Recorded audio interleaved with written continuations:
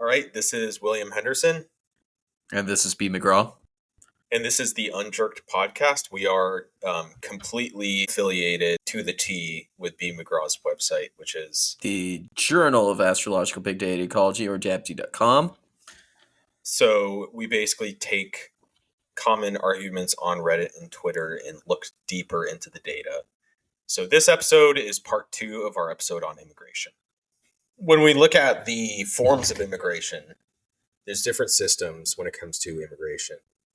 So there's 2 main categories when it comes to how we choose who comes into the country. First, there's obvious different types of visas. We'll go over that later. But there's also the points-based versus family-based system. And so in many countries like Canada, Australia, New Zealand, the UK, Singapore, Germany, etc., there's a point-based system. So essentially, they look at different characteristics you have, like, what kind of education did you get? How employable are you? What are your skills, et cetera, et cetera. And they basically use a sort of rubric to basically grade how many points you get. And basically, if you have enough points, you are considered someone who is worth going to the country, if that makes sense. And then on the other hand, you have a family-based system in the US where, the first people who enter a country, typically they get sponsored for some sort of visa, work visa or something. And then once they have legal status, it's a lot easier to basically bring family members over using family visas.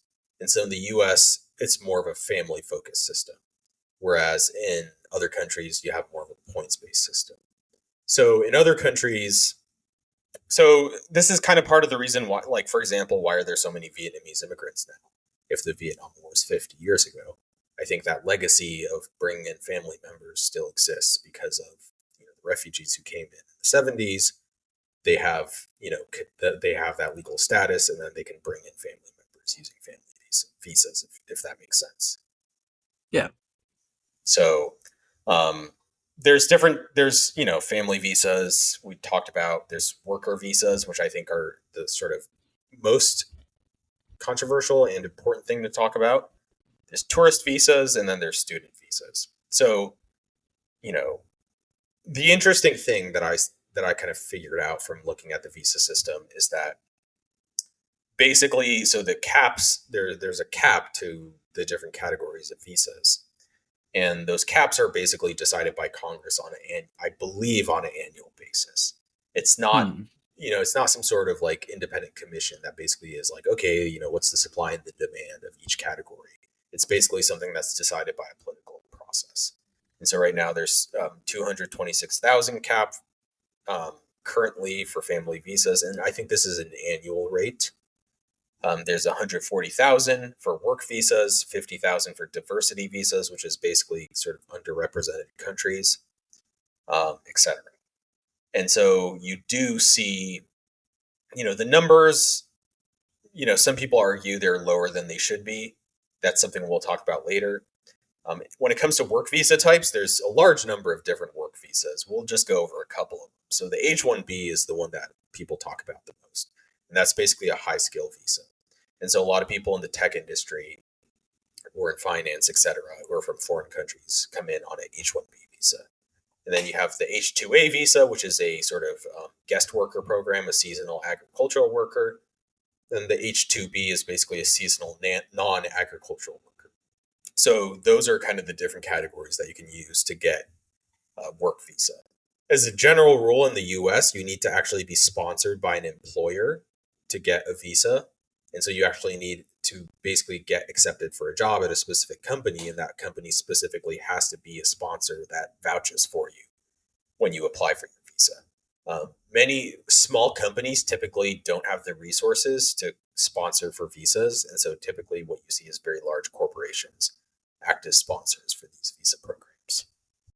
So when it comes to, illegal versus legal immigration, so when you look at the numbers, there are currently 10.5 million illegal or undocumented immigrants, whatever term you want to use, in the U.S. right now.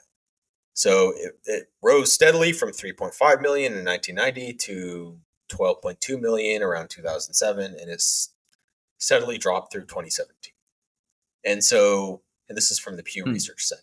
And so there was actually a steady drop from the mid 2000s until, I suppose in the Trump era. A lot of the recent uptick in people coming in is asylum claims. So it's a very different, people who claim asylum, that's technically not illegal immigration. That's technically a legal process. Whether or not those people actually have valid claims is a separate argument. But that's the big shift you see.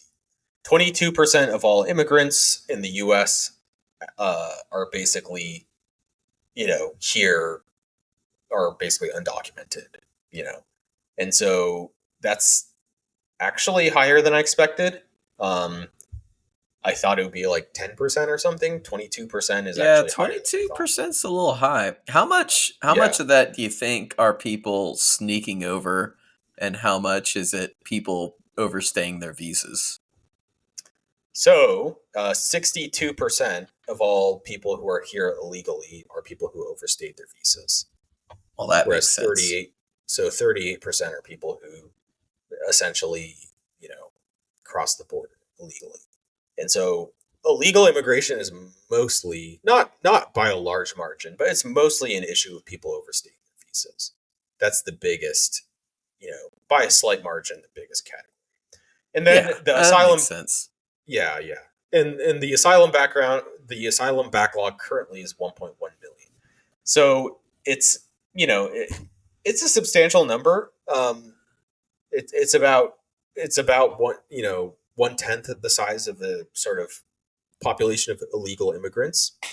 Once again, your asylum seekers are not considered, undocumented immigrants or whatever, until they don't show up for their follow-on hearings. At that point, you are kind of here illegally. Yeah, so, that does seem pretty high. If it's like 10% are on asylum backlog. Well, that number is so that's not part of the 10.5 million. That's that's an extra 1.1 million on top of the 10.5. Those are two separate categories. So you added a couple more comments here. I was wondering if you wanted to go over those. Oh yeah. Well, one thing that I saw on Reddit is that people that don't like illegal immigration, it's not about like people breaking the law as much as it is like a cover for racism or whatever. They just don't like immigrants or for whatever reason. That's like one thing, like at least opinion wise, like is it just a cover for arguing about stopping illegal immigration? Is that just like you don't like immigration? And kind of the follow on is, if it's like so difficult and that's the issue, then why don't we make it easier, open border policy, or at least more open border policy, or make it easier to settle all these claims or reapply for visas or have some sort of amnesty for people that overstay their visas or sneak across and then they can apply after they're across. What's the deal? So when it comes to, people who are against illegal immigration, is that just racism? I mean, obviously part of it probably is, but like what percentage of it? I don't know if that's anything you can really analyze, because no one's going to admit they're racist or that they're xenophobic. So I don't know if you can. Not really, most people. Yeah, I mean, these days there's probably some people that would be like, yeah, I'm racist. I do think there's an argument to be made. Well, there's a law that says you have to apply for a visa to get in, and if you choose not to follow that law, you are kind of disrespecting the laws of the country. I think there is a rule of law argument saying that that's inappropriate. I think that's a fair argument. I think, or like if they're not doing the legal method, then like, are you like up to no good right now? Well, but in reality, I bet it's just like it's just a tough process, or they don't know how to do it. Well, I think most people who come here illegally, they're honestly looking for jobs, frankly. which is like, understandable. I would say the thing is, like, it's actually very, very difficult to come into the U.S. legally. There's a very small number of visa slots. And so if you're a low skill worker, there are those seasonal agricultural visas and stuff. But like, generally speaking, if you're a low skilled worker, it's very hard to get a visa to come into the U.S. On the flip side, there's a very large demand for people in certain low skill jobs. So, it's kind of a difficult thing to kind of answer. Like, on the one hand, these people, it could be life changing for them to kind of basically make 6 times as much money and basically save their families from, basically starving in, Honduras or whatever. On the flip side, there's an argument like, hey, this is the law of the United States and you broke that law. You don't respect our, rule of law. So I think there's nuance to that argument.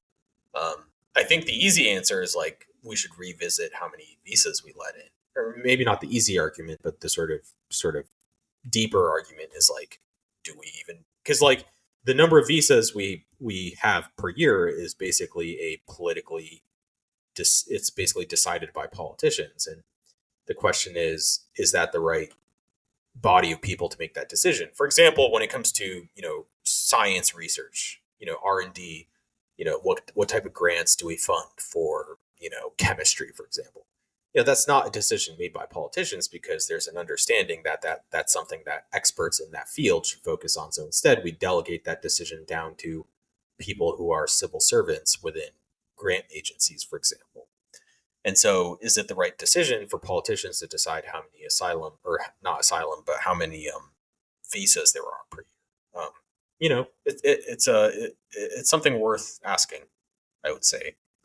Well, one segue comment to our next section is, suppose it is completely politically feasible to let in as many immigrants as possible, and now it's just economics. What would be the right amount of people to let in? If there was well, we have a partial answer to that question, because in countries like Kuwait or Bahrain or whatever, like, it's politically a lot easier to bring in migrant workers, because this is kind of morbid, but like, migrant workers have a lot less political rights. And so there's not really a fear that they will kind of rise up and take power or anything like that. And so you have countries where like 70% of people are migrants. So we already kind of have that model, kind of already exists in certain countries. But that's a little different, like, because on those, like in the Gulf states, that's like they don't have that much of the native population that's willing to do like low wage labor. So they kind of have to do that for the development. Well, a lot of those countries, like, they literally, like, in a lot of those countries, basically native born people like don't drive their cars. Like, every single person basically has a driver. Every single person has. So I don't know if that's like a good answer, because we do have a society where we have a lot of native born citizens that are at the top of the food chain and the bottom of the food chain. So now it's a little bit more like it might be an economic political issue. Like, some people might think, that's the South Park thing. Oh, they're take our jobs. They're just coming in to take our jobs. Frankly, I think if it was politically a lot more feasible to bring in a ton of immigrants as migrant workers, as temporary workers, I think it would just be a sort of a larger scale version of what happens in the Gulf states. I think it would just expand the sort of below minimum wage market, where basically every single middle class person who makes like, $80K a year can have like a maid and a driver and a landscaper and, I don't know, a butler who carries their shoes or whatever. I think that's probably what would happen. I don't know if that's a good thing.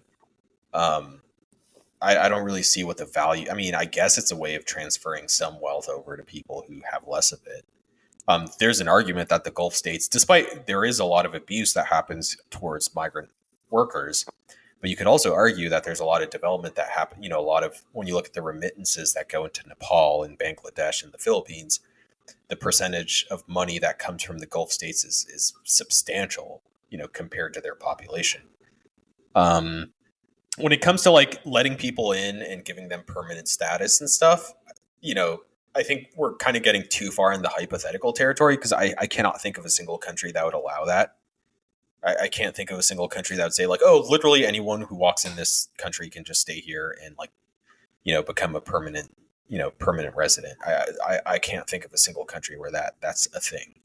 Yeah, we talked about this before a long time ago. Yeah, like but because like at a certain point, like if you are here to work and you don't seem to be going back to your home country, which happens to a lot of people, maybe you should become a citizen and have political rights if that is the case.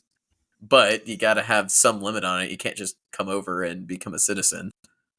Well, becoming a citizen is a very, it's a substantial process. You have to like show your civic knowledge. You have to show you don't have any ties to terrorist organizations. You have to show you have a means of like, supporting yourself. It's a pretty time-consuming process. Mm-hmm. I think I think sort of rewinding a bit, open border policy in terms of like, if anyone can kind of just walk in here, no questions asked. I think from a security perspective, I think that's just a non-starter, because what's stopping like all of Al Qaeda from just crossing into the southern border? Like, I don't want to sound like, a Fox News host or something, but if you literally said like zero, no holds barred, just come in if you want to. What's stopping like every single terrorist organization from coming into the U.S.? Yeah, open borders is probably supported by like less than 5% of the U.S. population. It's my guess. At that point, like why don't we? There probably people that there are probably people that want that, but it's like they're very rare. At that point, like why don't we just stop visa? Why don't we just stop customs at airports and just be like, oh, just book a flight. You don't need a visa. Just kind of show up, no passport, just kind of come in. So I think from a security perspective, that's just a non-starter. From a labor perspective, we can talk about the economics later. And I don't want to go. I think there's kind of a getting too far into hypotheticals. It's useful to some extent because it kind of pushes the boundaries of policy options. But on the other hand, there's kind of the sort of title of our basically the sort of Reddit circle jerk, so to speak. It's just, at what point are you just kind of like going off on a mental exercise that has no, it's just not applicable to the real world, So completely open borders, like I cannot think of a single time in history. Well, the one exception is like when you have colonization movements where you had people, Europeans moving into the Americas. That was technically open borders, right? But people called that colonization because, the Europeans imported their political institutions and basically wielded their power against the natives. That's just because the Native Americans didn't have a concept of an H-1B visa. Yeah, I guess that was the secret sauce they didn't have. Yeah. So from an economic perspective, what is the effect of immigration? So as a general rule, like if from a top level view, immigration is good for the economy. And basically there's this sort of like, short paper from the OECD that looks at, what does migration do? And it says it accounts for the 47% increase in workforce in the US, 70% in Europe over the past 10 years. Migrants fill important niches in certain sectors of the economy. They're better educated than people nearing retirement. They contribute more in taxes than they receive in benefits. Boost the working age population, et cetera, et cetera. So I think the way to look at this is it's the same as like the movement of capital in the world. So, if you have money, generally speaking, money is supposed to move towards areas that are underinvested. Obviously, there's situations where there's underinvested parts of the world where, the risk of political risks are so high where money doesn't flow there. But as a general rule, like let's say internal to the US, generally capital flows towards new areas where there's more future potential for growth. And I think immigration is basically the flow of labor. So it's similar to the flow of capital, but instead of money moving, it's labor moving. And so in terms of like total GDP, it is good for the economy. In terms of like, does it suppress wages? Essentially, the answer is like for the most part, no, but in some cases, yes. So there's this paper from Giovanna Perry from the University of California that says, do immigrant workers depress the wages of native workers? And it says, most studies show no effect on wages on average and only modest effects on wage differentials between more and less educated immigrant and native workers. And then there's another paper that says, and this is from the NBER Working Paper Series, Rethinking the Effect of Immigration on Wages, by Gianmarco Ottaviano and Giovanni Perry. And it basically says, the positive effect. So there's a positive effect on, native-born wages due to a positive effect on wages of U.S.-born workers with at least a high school degree, and a small negative effect on wages of U.S.-born workers with no high school degree. So the interesting thing to note there is it does say a small negative effect on U.S.-born workers with no high school degree. So the point is, that confirms one of the that confirms one of the Reddit circle jerk arguments. Is that they push all these studies that one of the ones is that it helps the wealthy out, but not the lower class. So there's another paper. It says immigrants in the U.S. labor market, and this paper basically says, this is by Pia Orenius and Madeline Zavodny, and this is from the Federal Reserve Bank of Dallas, as well as Agnes Scott College from Georgia, Decatur, Georgia.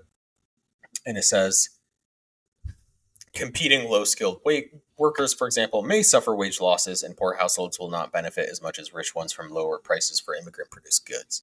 So there's some validity to that argument. I think essentially the way this works is, so essentially the way you look at it is like when an immigrant comes to a country, they basically increase the supply of labor in certain areas, right? Whatever job they're doing, they increase the supply of labor, which typically pushes down wages. But on the flip side, they also, immigrants also consume goods and services. And so that increases demand for labor across the board.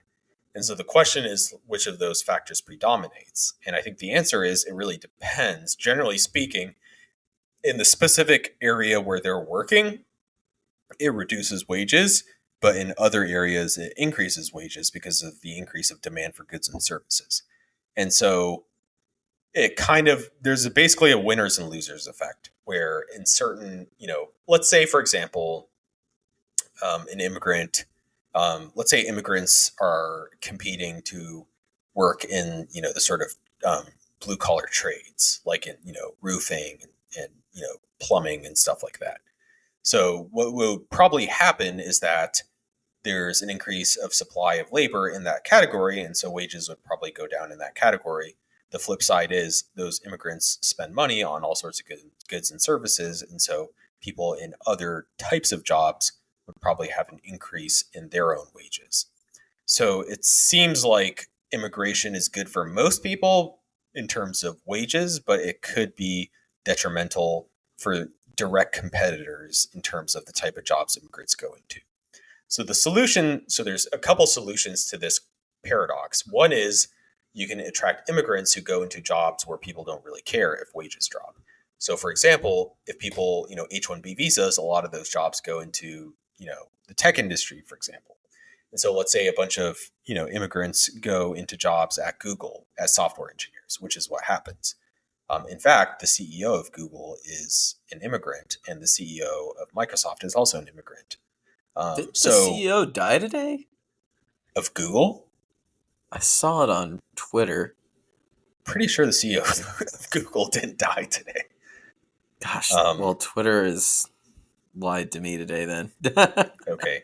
I So saw that and forgot to confirm when I got home. Yep, nope, it so lied to let's me. say like a VP at Google makes like, let's say you're like a senior software engineer with 15 years of experience at Google. You could be making like $600,000 or something, which is like a lot of money, obviously. But let's say like if there were no H-1B visas and there were no immigrants, native-born senior VPs at Google would be making 800,000 instead of 600,000. Do you think anyone actually cares about that? Do you think anyone's shedding tears that the U.S.-born senior VP at Google is making 600K instead of 800K? Like, do you think anyone Probably cares? not. Yeah. Probably not. Do you think anyone is angry that the CEO of Microsoft is an immigrant from India instead of a U.S.-born person? Nobody cares because these are wealthy people. Does it really, are people really angry that like U.S. millionaires are making slightly less money? Nobody really is shedding tears for that. So I do think in a lot of very high, salary band areas, I do think it's politically relatively easy to bring in immigrants, which is what you see with the H-1B program. I also think that in areas where Americans basically don't want to work, it's relatively, maybe not politically easy, but it makes sense to bring in immigrants. For example, when it comes to working in the fields at farms, picking fruit, for example, it is honest. Like there was a study that was done. There was a state, I believe, that banned sort of foreign workers in agriculture, like back in like the 50s or 60s or something. And basically the farms just replaced the workers with automated machines because the economics just didn't work for them to hire native born Americans. And so you have these like very physically taxing jobs that you just cannot find Americans to do that work at minimum wage, And the unfortunate reality of a lot of immigrant labor is that a lot of it happens below minimum wage. So a lot of it is frankly a sort of below minimum wage market, sort of a black market, so to speak. But there are industries where like there are specific jobs where like you cannot find native born people to do the work. I think the in between area is where it gets kind of sketchy.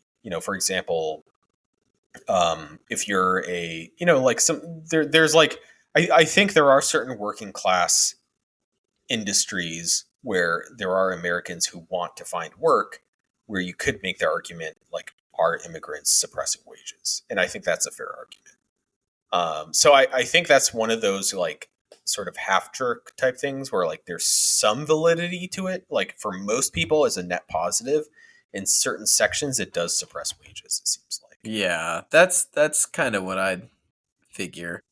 And when people are really mad about their wages not going up, then especially at the lower ends, then anything like that's going to be a sticking point.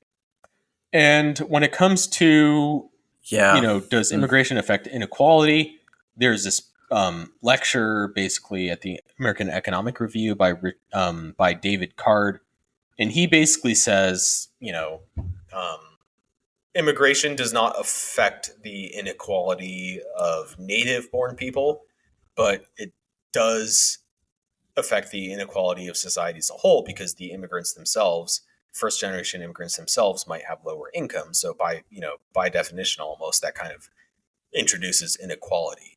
But it's not at the expense of native-born people. It's usually the immigrants themselves, by being lower income, introduce a certain level of inequality, if that makes sense. We can fix all of our inequality issues by only letting in rich immigrants. And there's another paper by Sari Kerr and William Kerr called Immigrant Entrepreneurship in America, Evidence from the Survey of Business Owners 2007 and 2012. And this paper basically finds that 25% of all new small businesses are basically started by immigrants. So that is a pretty consistent trend where immigrants are much, much more likely to be entrepreneurial, much more likely to start their own businesses compared to native-born people. And then when it comes to, are immigrants a drain on the fiscal system? How much do they spend in taxes versus how much they bring in taxes? And the answer is it kind of depends. It seems like, if you're an elderly immigrant who comes in after your, working life is over, which is not super common, but it happens sometimes. It seems like the answer is you could be a net cost to the system. To the system. And so there's a paper called "The Economic and Fiscal Consequences of Immigration," published in the National Academy's Press.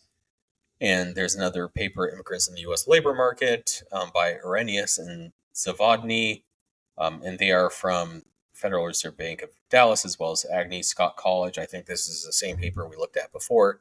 But basically, it depends.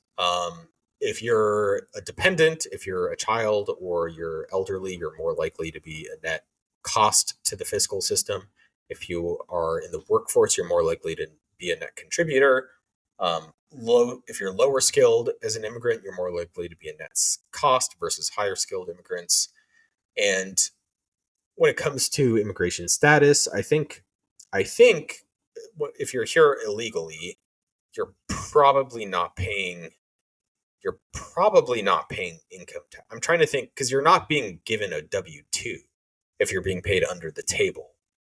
So you're probably not getting paid. You're probably not paying income tax, is my guess, or payroll tax, or whatnot. But the flip side is you're still paying sales tax when you're buying stuff, right? And I think another thing is, you're also, like, if you're here illegally, you're also not going to also be extracting Social Security benefits because you don't have a Social Security number. So although you're not paying into Social Security, you're also not pulling out of Social Security. And so it gets a little nuanced. I think the answer seems to be it depends. You also have to consider the children of immigrants, and it seems like the children of immigrants tend to do quite well in society. So that's kind of the fiscal perspective. Do immigrants influence the cost of housing? I've always wondered. The answer about seems this to one. be yes. It seems to. Housing costs. So the answer seems to be yes.